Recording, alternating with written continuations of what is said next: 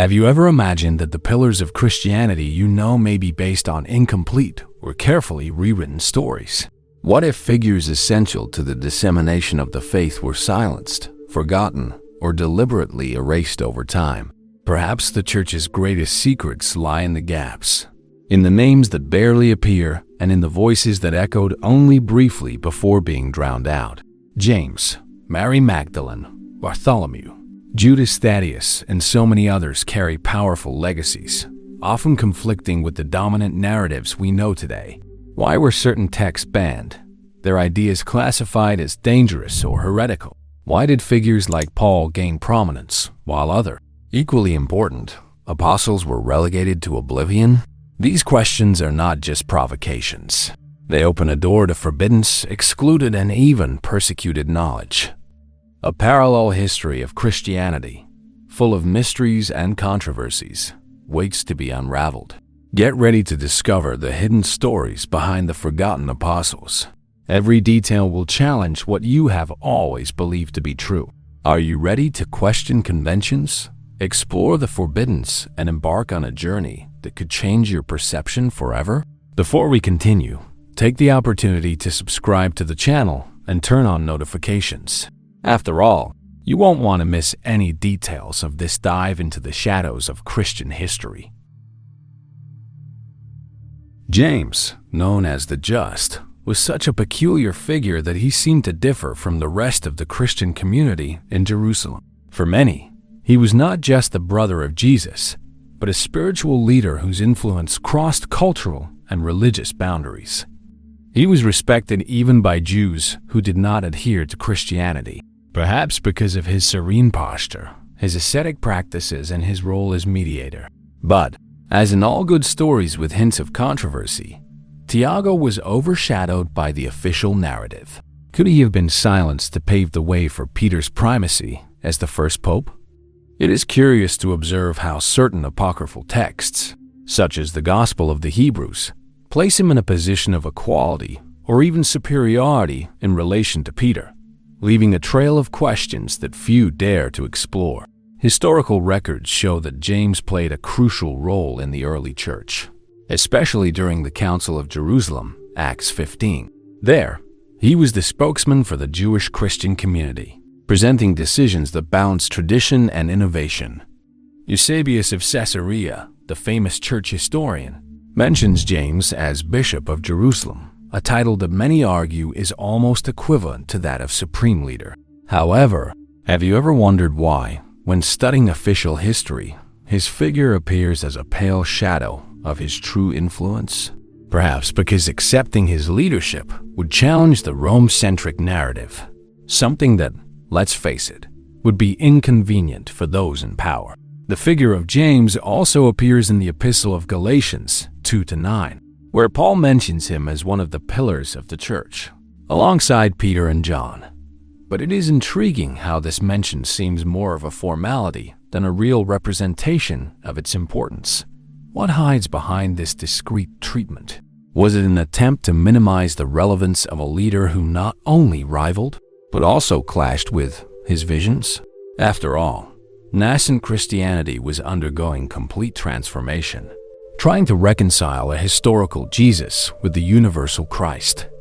And Tiago, with his Jewish and rooted stance, was perhaps an uncomfortable reminder of the movement's origins. It is interesting to note that apocryphal texts and archaeological discoveries, such as the Dead Sea Scrolls, suggest that James had a greater role than is widely recognized. His leadership was based on deep knowledge and spiritual practices that, at the time, bordered on the esoteric. His violent death by stoning is also a crucial point. Was it a punishment for faith or a strategy to eliminate a political threat? In times where religion and power went hand in hand, any dissent could be interpreted as insubordination. And with that, their story was shaped and perhaps purposefully marginalized. Thus, James the Just remains an enigma shrouded in layers of silence, selective edits, and reinterpretations. His leadership may have been censored. The questions about his role continue to echo. If he had been recognized as the true leader of the early church, how would that have changed the history of Christianity? Perhaps the answer lies between the lines of the text that survived, inviting us to question, doubt, and explore the fragments that still escape the control of dominant narratives. Mary Magdalene, one of the most controversial figures in Christianity, carries with her the weight of a narrative shaped by time and power. From the moment she is presented as the first witness to Christ's resurrection, John 20:11-18, her importance becomes undeniable.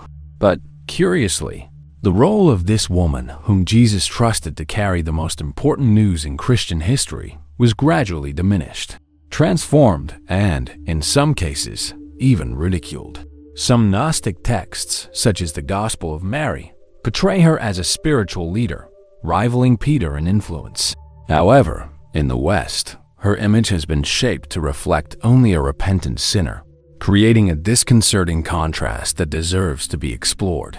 The patriarchy of the early church appears to have played a central role in this transformation. Why place so much emphasis on the repentance of a woman who, biblically, was never identified as a prostitute? Wouldn't this be a strategy to divert the focus from your spiritual leadership? Texts like the Gospel of Philip suggest a special relationship between Mary Magdalene and Jesus. Described in spiritual terms that can be misinterpreted by those looking for something more sensational. But here's the real point. Her closeness to Jesus symbolized a connection with the divine that transcended the religious norms of the time, something that challenged the patriarchal status quo. It is also curious to observe how the debates between Mary Magdalene and Peter, portrayed in Gnostic sources, exemplify tensions that go beyond mere personal disputes. These texts indicate that Mary represented a more intuitive and spiritual Christianity, while Peter symbolized a more institutional and hierarchical approach.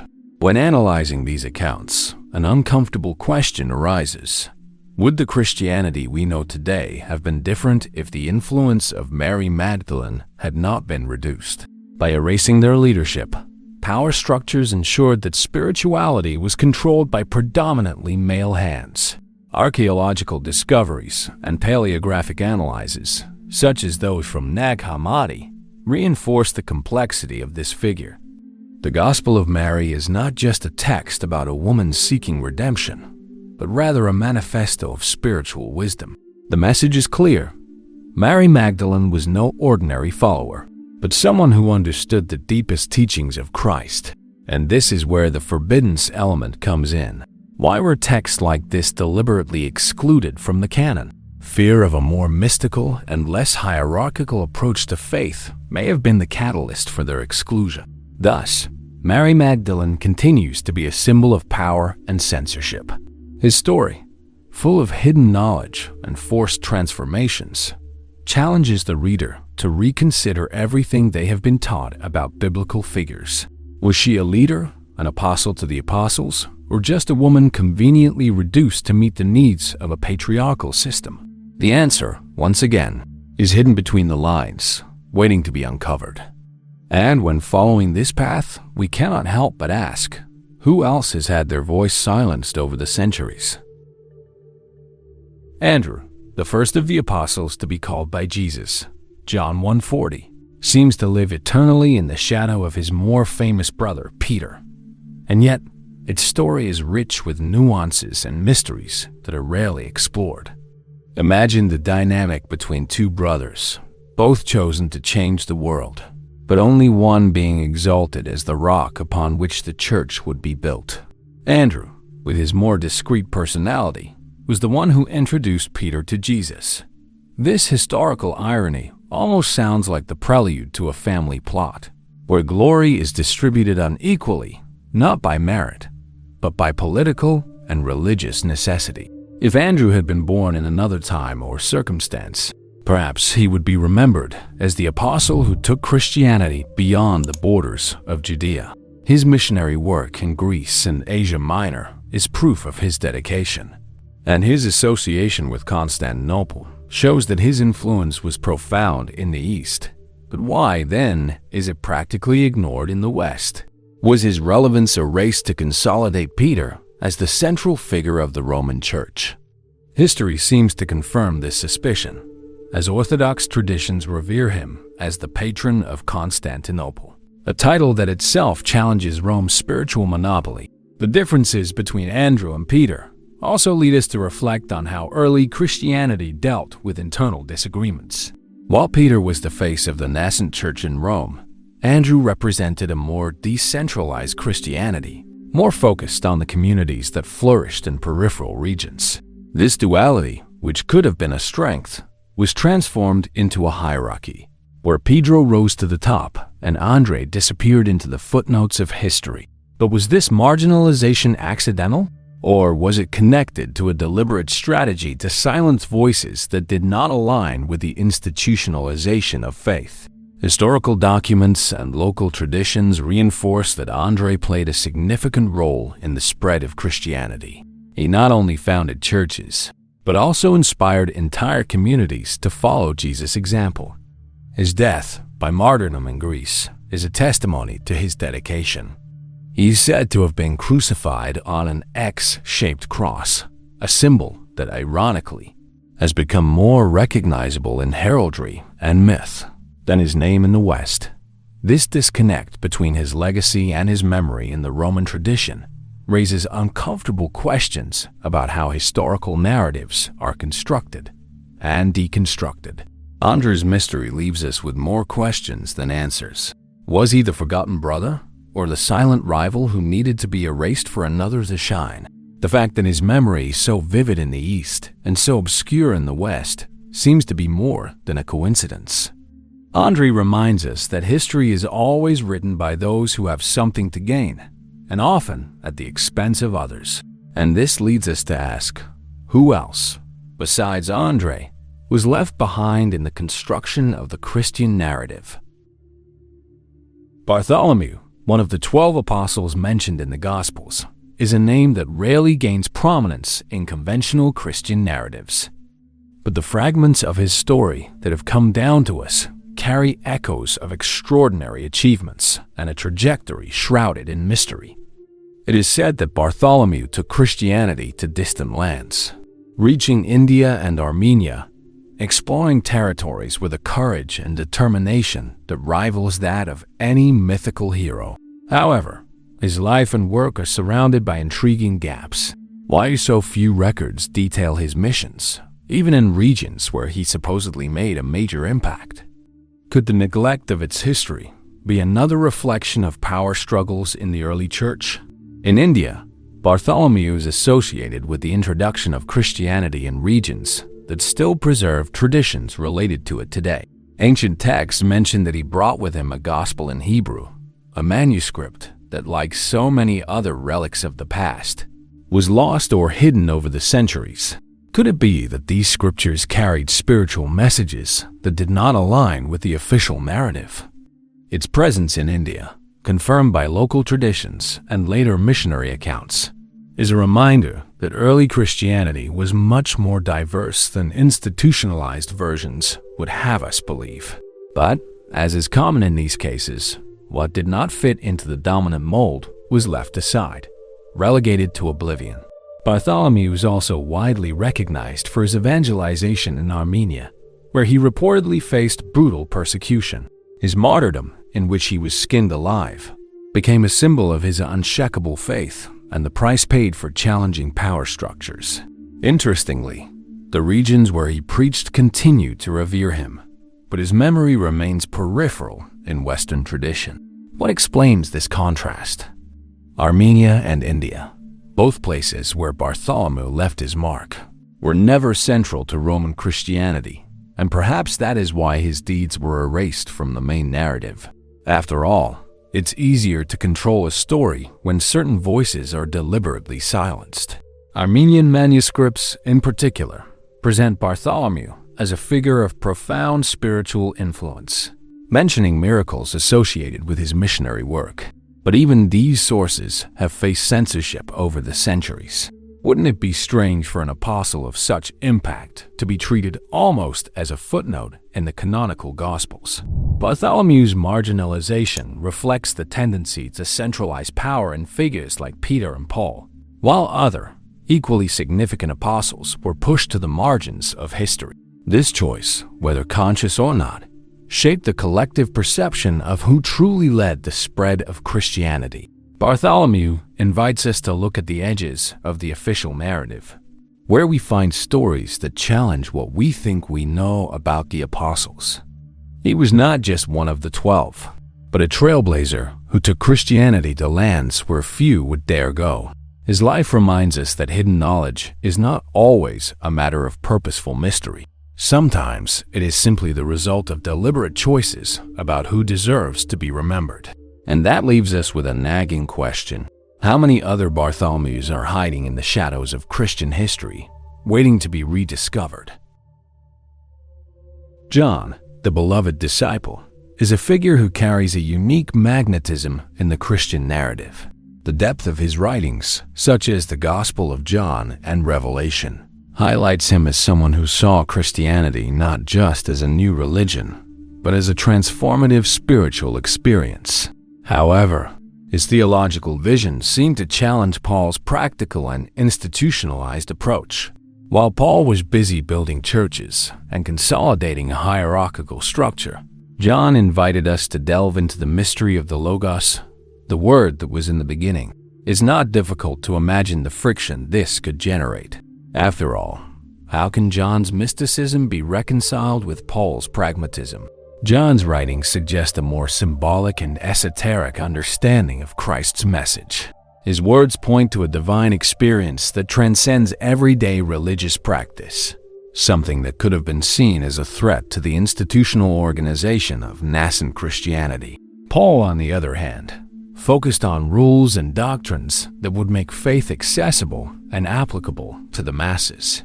This difference in approach was not only theological, but also strategic.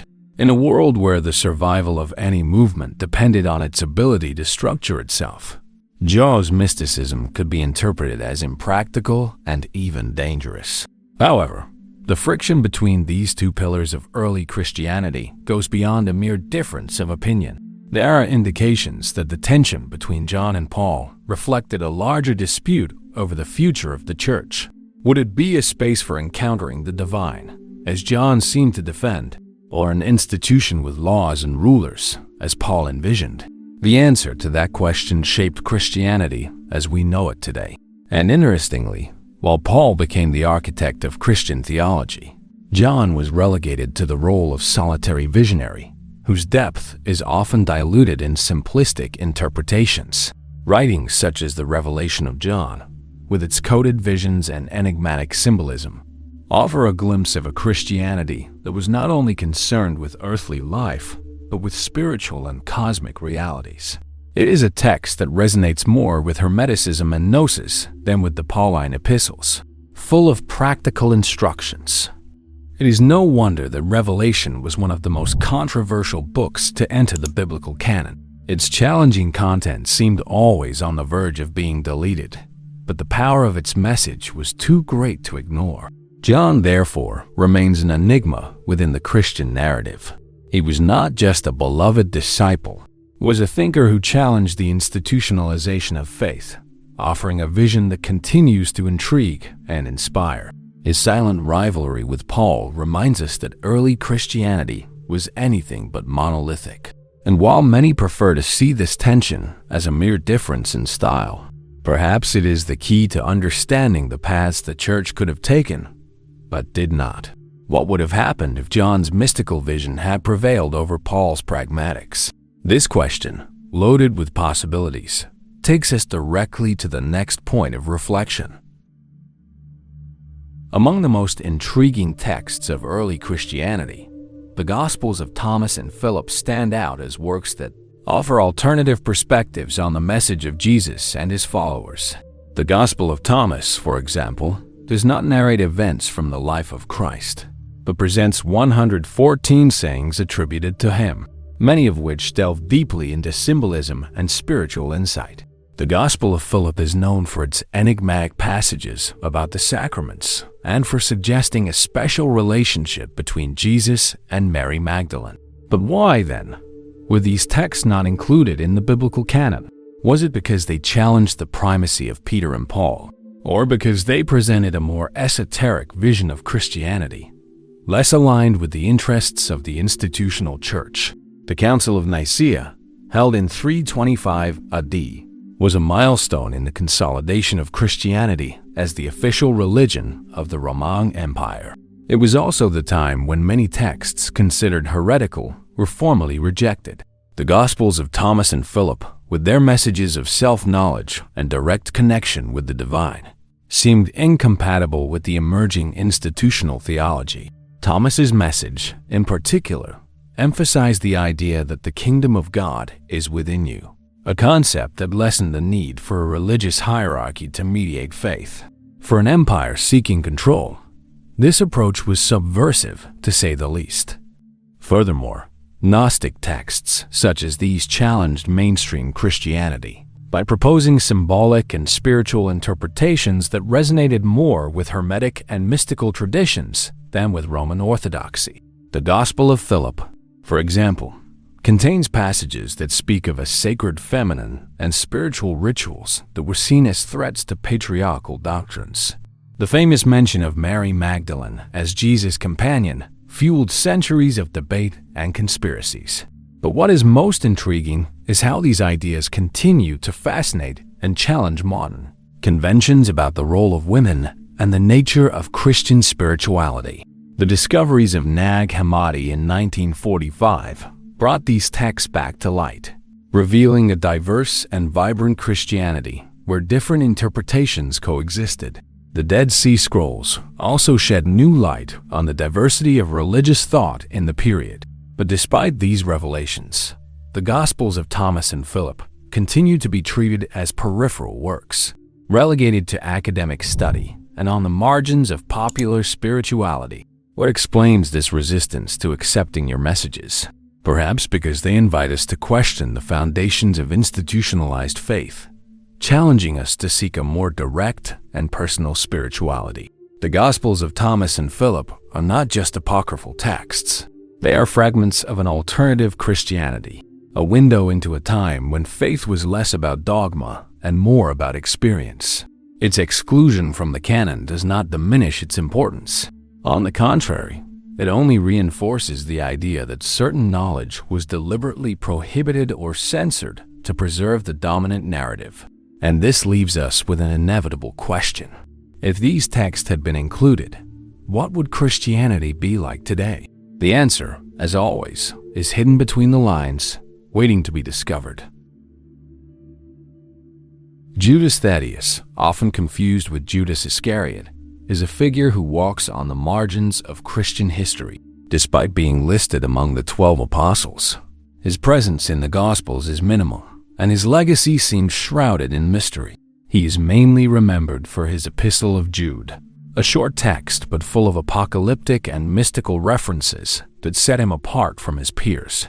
An intriguing example is the quotation from the Book of Enoch, Jude 1:14-15, a text rejected by the church but which continues to fascinate scholars and esotericists. How can we explain this association with such profound and occult themes? Would Judas Thaddeus be a bridge between nascent Christianity and older and more mysterious spiritual traditions? The Book of Enoch, mentioned in the Epistle of Jude, describes fallen angels, giants, and doomsday visions, themes that resonate in several esoteric traditions. Jude's choice to reference a text considered heretical by most Christian leaders raises questions about his spiritual vision. Could it be that he was a guardian of forbidden knowledge that went back to the origins of monotheism? His epistle is a cry against corruption and apostasy, but also an invitation to reflect on truths that have been, perhaps deliberately, left out of the official narrative. These apocalyptic and mystical elements reinforce the idea that Judas Thaddeus was not a conventional apostle, but someone with a more comprehensive and enigmatic vision of spirituality. In addition to his epistle, Judas Thaddeus is widely venerated as the saint of lost causes, a figure who inspires devotion in millions of people around the world. But this veneration seems to contradict its position in the official history of Christianity, where it is almost invisible. Could this devotion be a reflection of unconscious collective knowledge, recognizing something deeper and hidden in it? Traditionally, saints of lost causes are those who faced extreme challenges and were forgotten or marginalized, which seems to align perfectly with the trajectory of Judas Thaddeus. Apocryphal manuscripts and traditions suggest that Judas Thaddeus played a significant role in the spread of Christianity, especially in regions such as Mesopotamia and Armenia. However, records about his life are scarce and often contradictory. He is associated with miracles and supernatural events, but these accounts have often been relegated to the category of legends. This ambiguity, combined with his connection to texts such as the Book of Enoch, makes his figure even more intriguing. Why has the Church chosen to minimize its influence? Perhaps because his connection to the occult and mysticism threatened the more pragmatic narrative promoted by other apostles. Judas Thaddeus remains a paradoxical figure, venerated by millions, but ignored in official theology. An apostle who quoted forbidden texts and inspired miracles, but whose story is shrouded in silence. Its association with esoteric and apocalyptic knowledge invites us to reconsider the limits between the sacred and the profane, between the institutional and the mystical. And while the official narrative tries to erase him, Judas Tadeu continues to whisper hidden truths, making us ask, what other stories have been deliberately forgotten, and what do they still have to reveal to us? Matthias, the apostle chosen to replace Judas Iscariot after his betrayal and death, is one of the most enigmatic characters in the New Testament. His election, described in Acts 1:26, was a significant event in the early church, as it symbolized the continuity and unity of the group of 12. However, after his choice, Moses almost completely disappears from the historical record. Why did someone who was given such an important position become a forgotten figure? This silence surrounding Matthias raises intriguing questions about the power dynamics between the apostles and the reasons why certain individuals were erased from the narrative. Matthias' election, carried out by lot, reflects an ancient practice of trusting in divine design to make important decisions. However, this method also contrasts with the leading role that Peter and Paul later assumed, shaping the church as we know it. Did Moses, a man chosen by luck, represent a threat to this centralization of power? After all, his election demonstrated that apostolic leadership was not exclusive to the best-known names. Perhaps it would be more convenient to relegate him to oblivion, avoiding questions about the role of Peter and Paul as undisputed leaders of nascent Christianity. Furthermore, the absence of mention of Matthias in the canonical Gospels and in later texts suggests a deliberate marginalization. Would he have continued his mission in silence or been active in regions that official history chose not to document? Some traditions indicate that Matthias preached in Judea and Ethiopia, but records are scarce and unreliable. Is possible association with less influential or even dissident Christian communities may have contributed to his exclusion from the main narrative? Is Matthias yet another example of how Christian history was shaped to prioritize certain figures over others? Interestingly, Matthias is revered in some Eastern Christian traditions, where he is recognized for his wisdom and humility. This contrast between regional recognition and its oblivion in the Western tradition reflects the internal divisions of the Church over the centuries.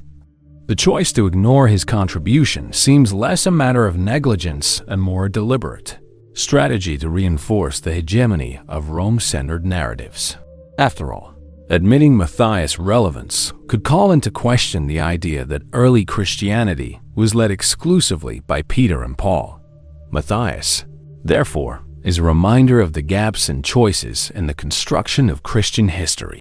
It symbolizes those who, despite being legitimized, have been marginalized because they do not fit into the dominant narrative. His election should have been a moment of celebration and continuity, but it ended up becoming a question mark in the history of the apostles. And so, Matthias invites us to look beyond the official pages, searching for the stories that have been deliberately forgotten, because, as always, it is in the shadows that the deepest mysteries wait to be revealed. The possibility that the apostles arrived in the Americas long before Christopher Columbus sounds like something out of a historical fiction novel. But there are legends that point to this possibility, especially involving Thomas. Known for his missionary boldness, he is traditionally associated with India and other regions of Asia. However, accounts from indigenous cultures in the Americas speak of white men with beards who brought spiritual messages, presenting surprising parallels with Christian narratives. These stories have been conveniently dismissed or censored over the centuries, perhaps to preserve Christianity's Eurocentric narrative. Mayan and Inca legends often mention spiritual figures who introduced ethical teachings and rituals that, interestingly, resonate with Christian principles. In some traditions, these bearded men were seen as divine envoys, and their appearance stood out from the local populations. While some historians attribute these stories to encounters with Viking explorers or other pre-Columbian people, the similarity to the apostles' accounts is difficult to ignore. Could Thomas, who's already surrounded by myths in his evangelization in the East, have crossed even further? Or are these stories a spiritual echo that transcends geographical barriers? Archaeology also provides intriguing clues. Symbols and patterns found on some buildings and artifacts from the Americas have parallels with early Christian iconography. Although these clues are often dismissed as coincidences or late influences, some theologians and researchers argue that they could point to much earlier contact. Why then are these possibilities not widely discussed? The answer may lie in the desire to keep history within a controlled narrative, where the spread of Christianity begins and ends with European missions. Even more provocative is the fact that ancient texts such as the Gospel of Thomas, discovered in Nag Hammadi, contain teachings that could be interpreted universally, applicable to any culture or time. This fuels the theory that some apostles may have carried messages that transcended the original Judeo-Christian context, adapting to different spiritual traditions around the world. What if the figure of Thomas in the Americas was not a literal historical event, but a symbolic manifestation of his universal mission? This idea may seem abstract, but it offers a fascinating perspective on how spirituality connects across the ages. The legends of Thomas and other apostles in the Americas remain unexplored territory, an intersection between history, myth, and spirituality. If there is truth in these reports, it has been deliberately silenced, perhaps to challenge narratives that place Europe as the epicenter of the Christian faith. But even if they are just legends, these stories challenge us to reconsider the limits of the known, opening doors to bigger questions about the reach and universality of Christ's message. And these questions lead us to a final point of reflection. How far could the apostles have gone, and why does history try so desperately to forget? Paul of Tarsus, the apostle who most shaped Christian theology, is at the same time one of the most revered and most controversial figures in the history of faith. Before his conversion on the road to Damascus, Acts 9:1-19, he was known as Saul, a relentless persecutor of Christians. But his transformation from hunter of Christians to their greatest defender raises questions that go beyond the official narrative. Could Paul have been a strategic agent of Rome, sent to institutionalize and, at the same time, control nascent Christianity? This theory, although controversial, is not so far-fetched when analyzing the political and social context of the Roman Empire. Rome, facing growing messianic movements and rebellions in Judea, had much to gain by transforming a dangerous sect into a more organized and docile religion. Paul, with his Roman citizenship and deep knowledge of the Jewish scriptures, was the ideal candidate for this task. His letters, which form the backbone of the New Testament, often emphasize submission to authorities and social order, Romans 13:1-7, messages that coincide with Rome's interests. Of course, this could be mere coincidence, but it could also be interpreted as a deliberate strategy to shape Christianity in a way that was less threatening to the empire. Tensions between Paul and other apostles also reinforced this theory. In Galatians 2, he reports a direct confrontation with Peter and James, suggesting that his view of Christianity differed significantly from theirs. While the other apostles seemed to focus on a Christianity closer to its Jewish roots, Paul defended a universal approach, more palatable to Gentiles. This conflict was not only theological, but also political. By expanding Christianity outside of Judea, Paul was moving the movement away from its revolutionary origins and transforming it into something more aligned with Roman interests. Historical documents such as the writings of Tatian suggest that Paul had an exceptionally strategic understanding of the politics of the empire.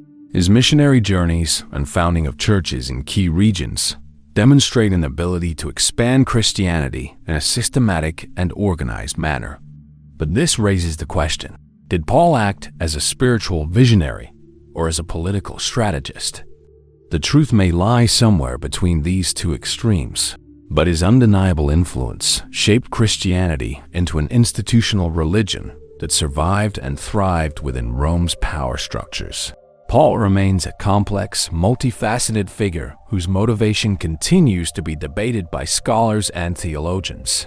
Was he a true convert or a man with a more calculated mission? His letters, while deeply spiritual, also carry echoes of pragmatism and political strategy. And it is this duality that makes it so fascinating. If Paul had not played his role, would Christianity have survived the Roman persecutions? Or would it have become something entirely different, perhaps closer to the visions of James, Peter, and John? These questions remain unanswered, but they challenge us to look at Paul not just as an apostle, but as one of the most controversial architects in the history of faith.